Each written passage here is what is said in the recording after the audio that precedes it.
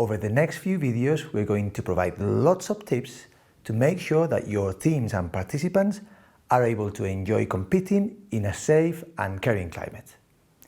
In this video, we're going to look at how we prepare for competitions from a logistics point of view. In other words, what do we need to have in place to make sure we and our participants and their parents can safely take part and enjoy competitions? As we said earlier, the competitive environment is full of unpredictables and stressors, so it pays to take control of all these things that we can control to minimize stress and negative emotions. To help you remember, we've come up with the acronym PEP. P is for people, E is for equipment, and the second P is for provisions. Okay, so let's look at people first. We like to think about two areas that are important to people. First, clear arrangements, and second, safeguarding and protection. In relation to clear arrangements, all people involved in your team or activity need to be kept abreast and be clear about the arrangements that have been made for the competition. This includes details like dates and times, venue, transportation, including departure and return times, price for taking part, and if needed, accommodation details. Likewise, we need to communicate with the event organizers or the opposition to make sure that all necessary information has been shared. Things like team and participant data and protocols required to take part, competition rules, confirmed fixtures, date, time and venue, and very importantly, what safeguarding policies will be in operation on the day. All this information should be communicated as much as possible in advance of the competition. This gives you, the coach, a chance to ask for help from parents, assistant coaches and opponents wherever needed. We suggest you prepare templates with all these elements where you just have to modify the details specific to each competition or event. It will save you lots of time. As for safeguarding, it is paramount that we take all measures possible to minimize the chances of anything going wrong and to know exactly what to do if it does. Key areas to look at here include keeping accurate personal and medical records for all your participants and staff and sharing them with the organizers where appropriate. Having all parent phone numbers stored in your phone's memory as well as in a hard copy.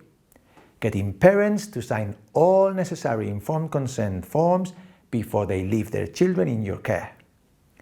Being aware of general and competition-specific safeguarding and protection policies, and last but not least, obtaining a first aid certificate and carrying a fully stocked first aid kit at all times. Okay, so what about equipment? There is nothing worse than getting to a competition and realizing you've forgotten a vital piece of equipment.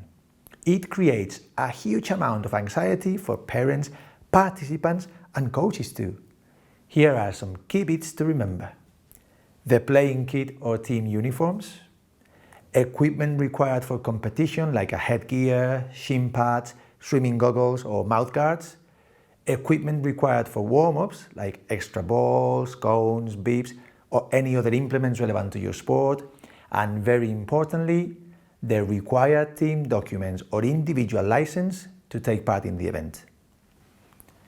For all things equipment and material, there is nothing better than creating a checklist you can review before setting off to make sure you have everything you need, and so you can check you don't leave anything behind after the competition ends. Moreover, ask your participants to develop their own checklist and encourage parents to let their kids make sure they have everything they need for the competition. They will only forget their shoes once. And finally, what about provisions? Well, during competitions, especially if they last for more than one day, we need to make sure that coaches and participants are kept fresh, nourished, and hydrated. It will be important to consider the following.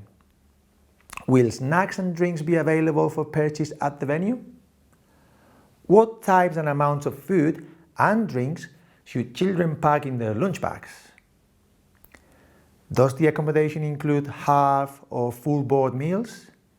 And not to be forgotten, does the venue or the hotel offer a laundry service to wash the kit for the following day? If not, what are the alternatives? Yes, it is always a good idea to do a scouting trip before a competition to iron out all these little details. Sometimes a phone call to the venue will do.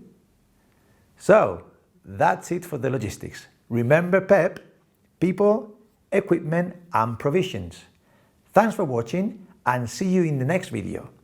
Chris is going to look at competition from the perspective of the management of expectations. Keep calm and coach on.